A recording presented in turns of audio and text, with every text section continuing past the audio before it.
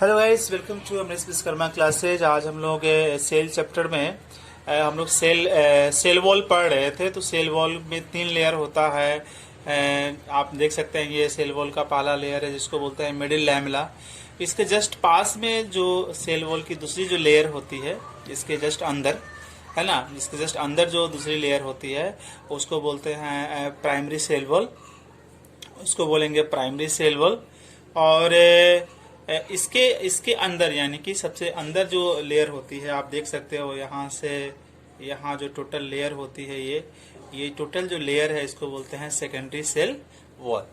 ठीक है। और सेल वॉल किस में पाया जाता है? सेल वॉल प्लांट में पाया जाता है, प्लांट सेल में ही ऐसा होगा। ठीक है।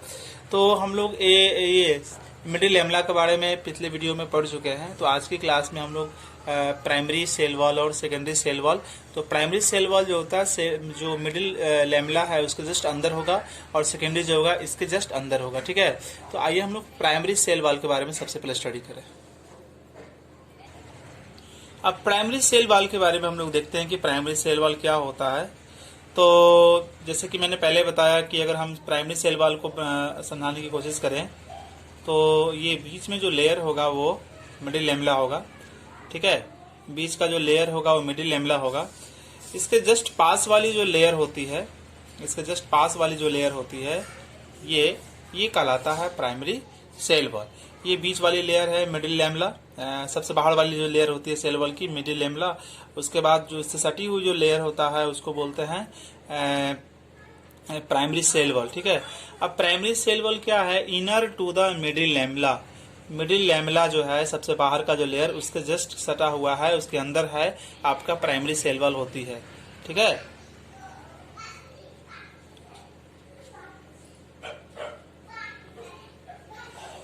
तो अब यहाँ देखिए कि ये प्राइमरी सेल वॉल जो होती है वो इलास्टिक होती है। मतलब इलास्टिक कहने का मतलब ये हुआ जैसे रबर। तो रबर पर आप फोर्स लगा रहे हो तो उसका क्या है भाई कि उसका शेप चेंज होगा, और जैसे ही रबर पर आप फोर्स लगाना, हाथ को हटाइएगा, दबाना बंद करेंगे तो पहले वाले फॉर्म में आ जाएगा। तो रबर इलास्टिक मटेरियल है। तो ये भी जो प्राइमरी सेल वॉल जो होती है वो इलास्टिक मटेरियल होती है। ठीक है ना।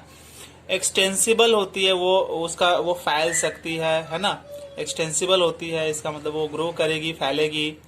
और देखेंगे कि ये जो सेल वॉल की जो ये लेयर होती है, प्राइमरी सेल वॉल जो होती है, ज्यादा से ज्यादा वाटर को कंटेन करके रखती है ना।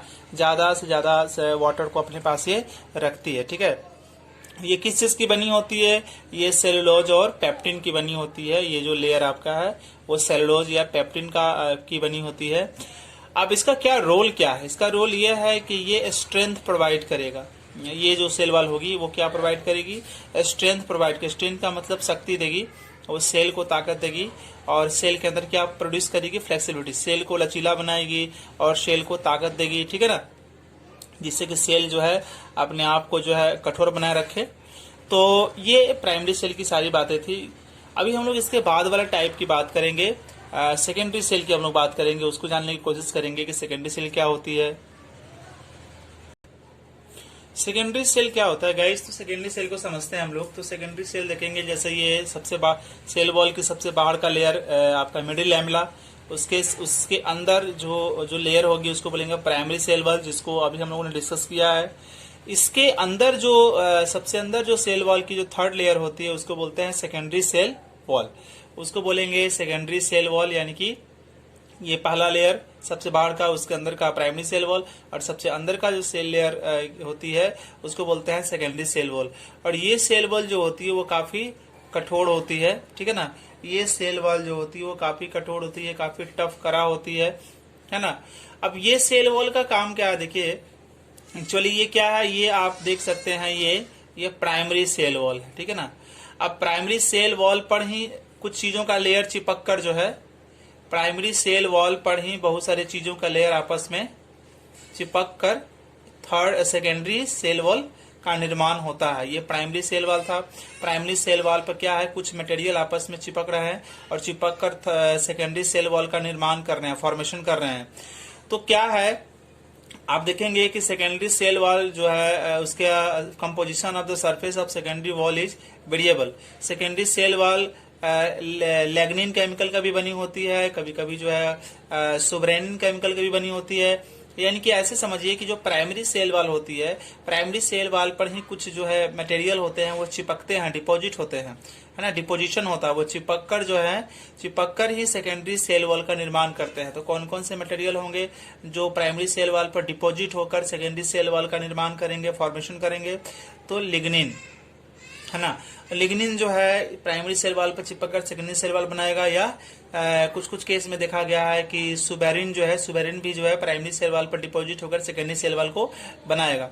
तो अगर प्राइमरी सेल वॉल पर लिग्निन चिपकता है और डिपॉजिट होता है तो उसको बोलते हैं लिग्निफिकेशन, ठीक है ना। क्या बोलेंगे उसको? लिग्निफिकेशन। लिग्निफिकेशन का मतलब ये हो गया कि प्राइमरी सेल वॉल पर लिग्निन जैसा मटेरियल का डिपॉजिट होना, चिपकना और चिपककर सेकेंडरी सेल का निर्माण करना, that is known as lignification, right. तो ये गाइज हम लोगों ने primary cell wall, secondary cell wall सब देख लिया। हम लोग अब जानेंगे function of the cell wall.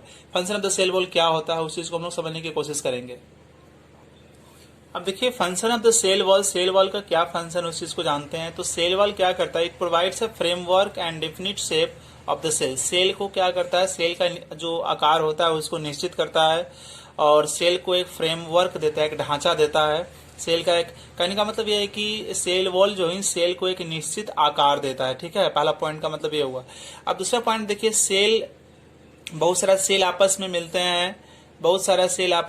हैं, तो टिश्यू बनते हैं, ठीक है ना। जो अगले चैप्टर में हम लोग टिश्यू के बारे में पढ़ेंगे। तो वो क्या करता है कि सेल वॉल जो है टिश्यू को क्या करता है? रिजिडिटी प्रोवाइड करता है, मतलब उसके अंदर कठोरता वो लाता है ना, कठोर बनाता है। सेल वॉल सेल को ताकत देता है जिससे कि सेल क्या हो? सीधे खड़ा हो सके, है ना, मैकेनिकल सपोर्ट देगा, सीधे खड़ा हो, लंबा ग्रो कर सके, समझ गए ना। इसीलिए तो देखते हैं कि पेड़ वगैरह होते हैं काफी लंबे, टॉल, लॉन्ग होते हैं। दैट्स रीजन ये है कि सेल वॉल जो है सेल को ताकत दे रहा है, जिससे कि प्लांट वगैरह होते हैं वो ज्यादा लंबे होते हैं, टॉल होते हैं। सेल वॉल क्या करता है? सेल वॉल ये भी देखिए, आप ध्यान दीजिएगा। ये तो अगर हम लोग सेल वॉल का जो लास्ट फंक्शन देखें, तो सेल वॉल का जो लास्ट फंक्शन है वो ये है कि it prevent bursting of cell. जैसे ये सेल वॉल है, ये सेल मेम्ब्रेन है ना, ये न्यूक्लियस, इसके अंदर का जो जेली जैसा सब्सटेंस होगा, लिक्विड जैसा सब्सटेंस होगा, उसको बोलेंगे साइटोप्लाज्म। सेल वॉल एक तरह से प्रोटेक्टिव लेयर है। ये सेल को डैमेज होने से, सेल को फटने से, सेल को टूटने से ये बचाता है, ठीक है। सेल को ये टूटने से, क्योंकि ये प्रोटेक्टिव लेयर होता है, तो सेल को डैमेज होने से, है ना, ये बचाता है। तो ये भी एक इसका फंक्शन हो गया सेल वॉल का। और एक चीज और देखिए कि सेल को कोई इन्फेक्शन ना हो, सेल को बाहर से कोई इन्फेक्शन ना हो, तो ये बाहर यहाँ पर एक वॉचमैन का काम करता है, पहरेदार का काम करेगा और इन्फेक्शन को दूर कर देगा यहीं से, ठीक है ना।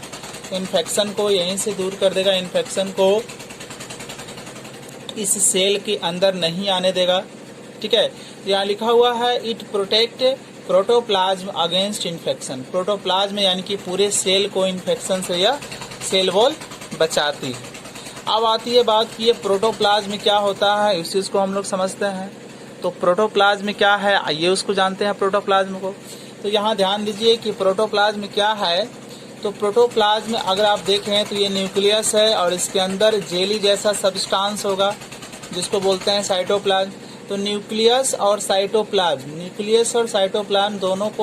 दोनों के साथ मिला दोगे तो उसको बोलेंगे प्रोटोप्लाज्म। तो प्रोटोप्लाज्म वर्ड आप जब भी आप सुनेंगे तो आप समझिएगा कि न्यूक्लियस प्लस प्रोटोप्लाज्म। ये कलरफुल मटेरियल है जिसमें लिविंग थिंग होते हैं, न्यूक्लियस होंगे और ये साइटोप्लाज्म होगा। यानी कि प्रोटोप्लाज्म को अगर हम डिवाइड करें, अगर हम प्रोटोप्लाज्म को डिवाइड करने की कोशिश करें तो हम प्रोटोप्लाज्म का दो पार्ट करेंगे, एक साइटोप्लाज्म, एक न्यूक्लियस। और साइटोप्लाज्म में आपको बताया जा चुका है कि लिविंग क्रिएचर कुछ ऑर्गेन होते हैं, छोटे छोटे ऑर्गेन होते हैं जिसको बोलते हैं सेल ऑर्गेनिल्स, और उसके अंदर नॉन लिविंग थिंग होते हैं जिसको बोलते हैं साइटोप्लाज्मिक इंक्लूजन्स। ये डिस्कस हो चुका है पिछली वाली वीडियो में। और ये जो सेल ऑर्गेनेल्स होते हैं इसी में आएगा mitochondria, Golgi apparatus, ribosome, endoplasmic reticulum, lysosome, ribosome, बहुत सारी चीज़ें आती है जिसको हम आगे पढ़ेंगे, जिनका अलग अलग बॉडी में फंक्शन है। सो गाइस आज की वीडियो में इतना ही। आई होप सारी चीज़ें आपको समझ में आई होगी। So thank you for watching. अगले वीडियो में हम लोग इससे आगे पढ़ेंगे।